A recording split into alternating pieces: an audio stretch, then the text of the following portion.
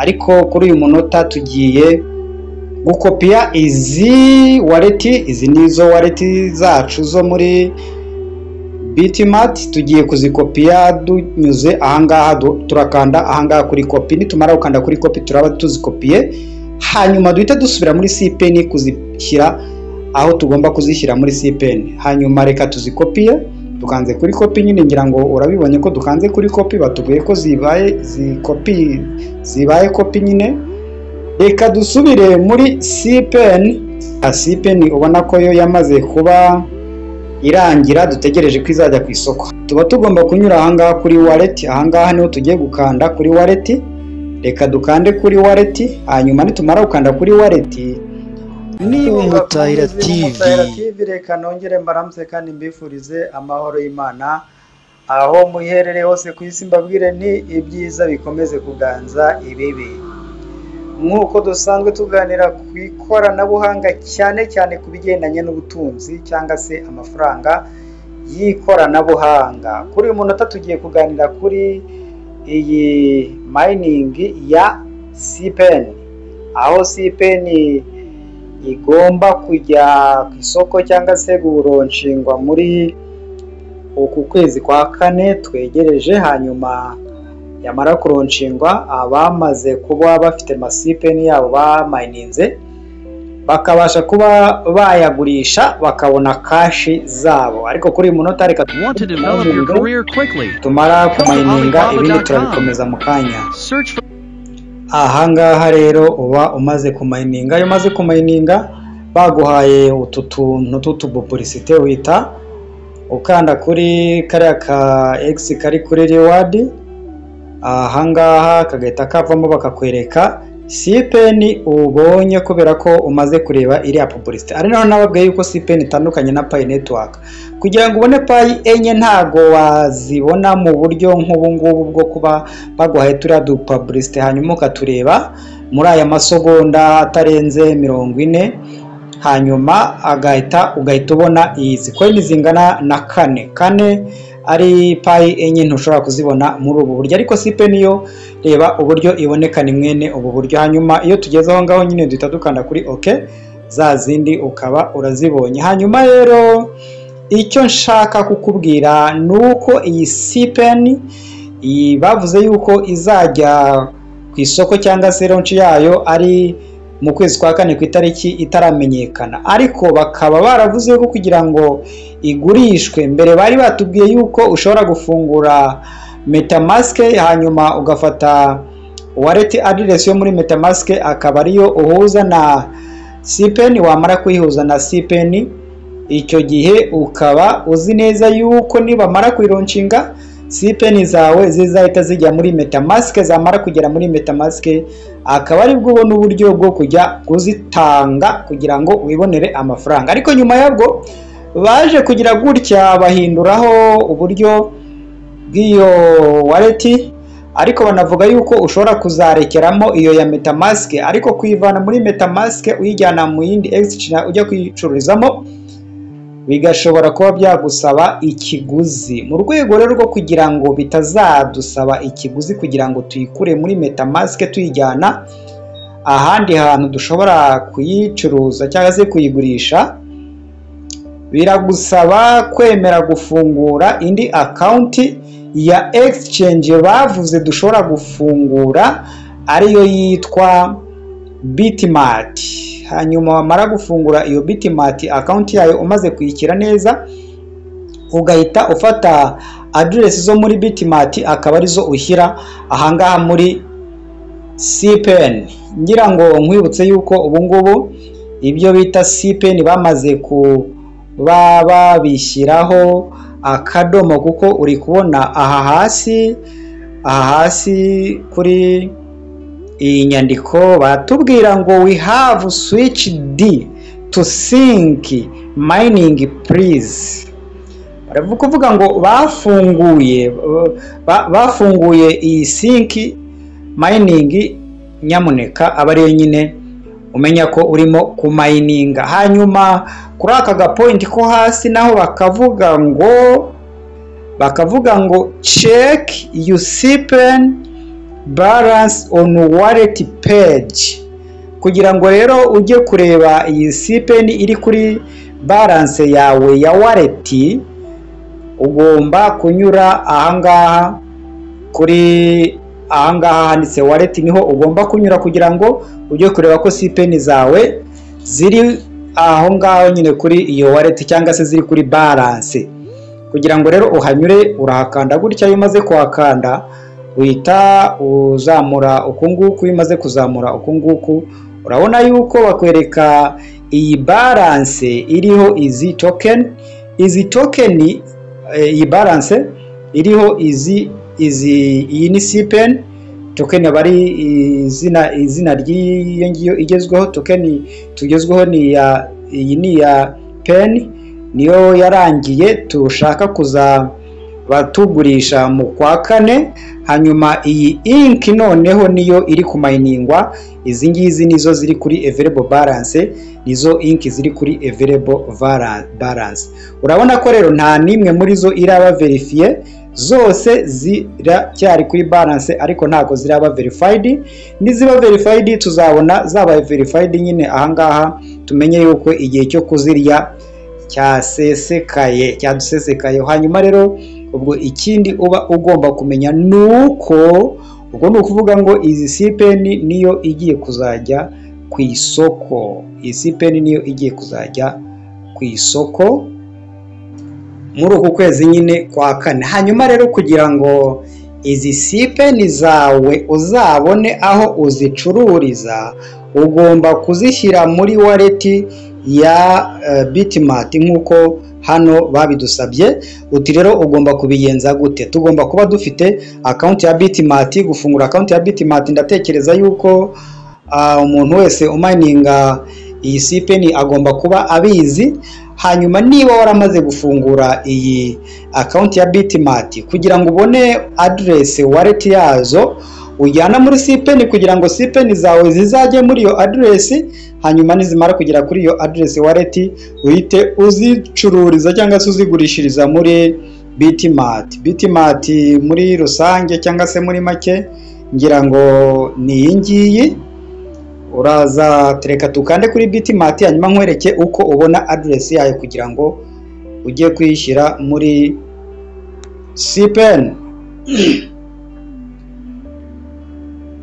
Ahangaha turayifungura. Nimara gufunguka ahangaha ibimaze gufunguka, ubwo ni ku muntu ufite account yayo. Udafite account yayo ntago byakunda,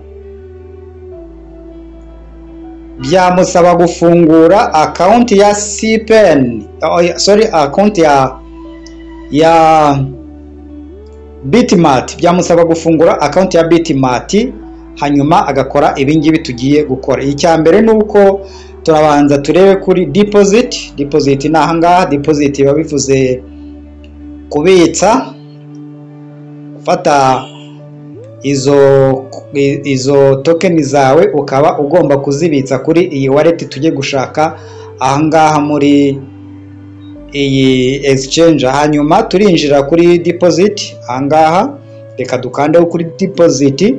Nitumara gukanda kuri deposit, wowe utarabikora na rimwe uraza guhita ureba ahangaha hejuru wandikemo BNB. Reka twandikemo BNB, ugahita BNB gutya. Hafi aho ngaho ihita iza nta bintu byinshi. Urabona ko ahangaha ihise ihagera BNB ngiyi hano gutya, niyo muri Binance. Hanyuma tureta tuyikandaho, nitumara kuyikandaho biragenda gutya. Hanyuma duhita tubona nanone aya mahitamo abiri kugira ngo dukonfirme aha hasi. Ureba kugira ngo dukonfirme ahangaha turabanza turebe aya mahitamo abiri baduhaye, hanyuma duhitemo ahangaha handitse BSC BNB Smart Chain.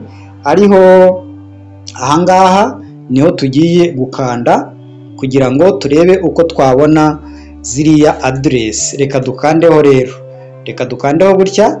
Hanyuma nitumara gukandaho gutya, ninakubwiye yuko ubwo ngubwo iyo tumaze gukandaho bidusaba guhita dukonfirma ahangaha. Tugiye guhita dukonfirma hariya hasi. reka dukore confirm.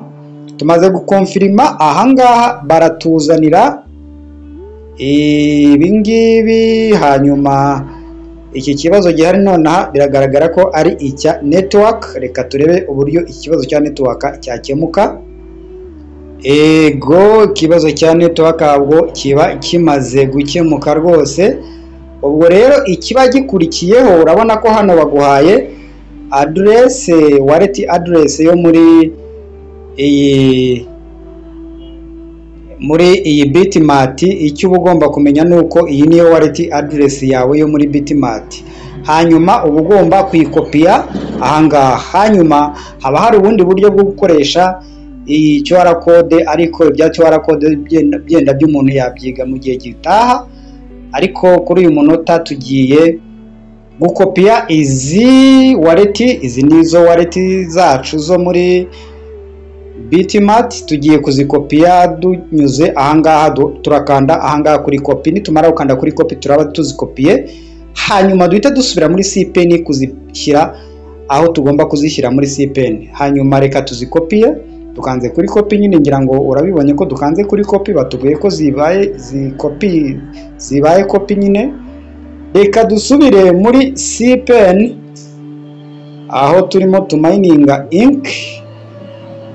CPN ubona ko yo yamaze kuba irangira, dutegereje ko izajya ku isoko. Hanyuma rero iyo tugezemo ahangaha aho tuba tugomba guca, tuba tugomba kunyura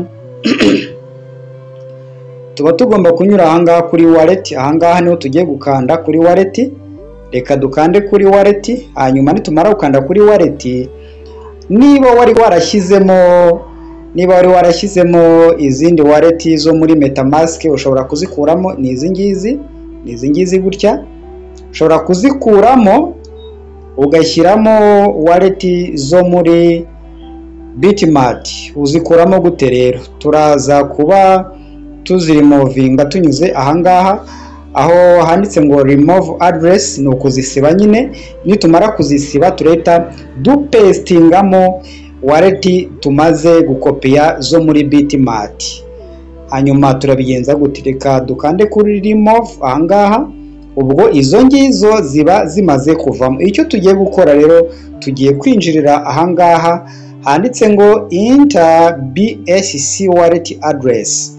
Turahita dukozamo agatoki, nitumara gukozamo agatoki hanyuma twongere tugakozemo tugatinzemo, duhite dukora copy and paste ya za zindi twakopiye zo muri Bitmart zibe zigiyemo.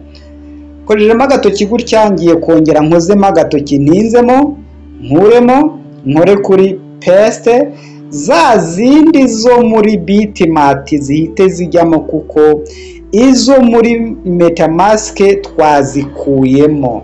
Kuri uyu munota mba ngomba gukanda ahangaha handitse save address, niho ngiye gukanda.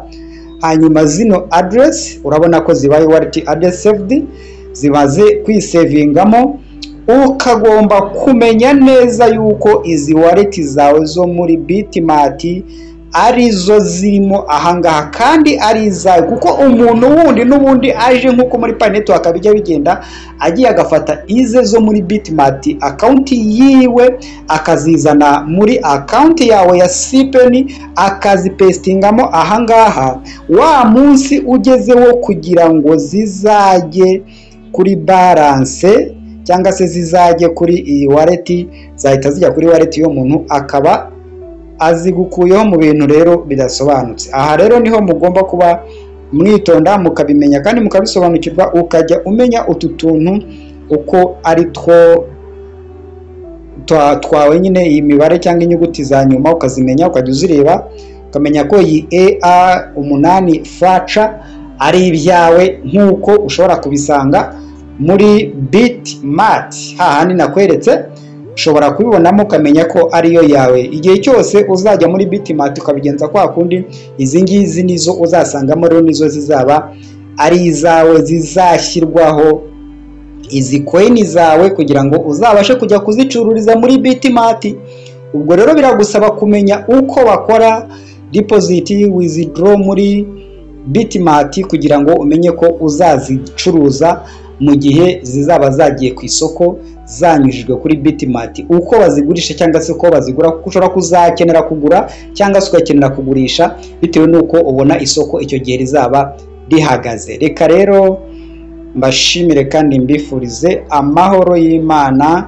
Ngewe ndi Leonari, iyi ni Umutahira TV. Utarakora subscribe kuri iyi channel yacu Umutahira TV, nagusaba kugira ngo ukore subscribe kuri channel yacu Umutahira TV. Hanyuma rero ku bantu mutarafungura ino account ya CPN, biracyashoboka cyane ko wafungura account ya CPN.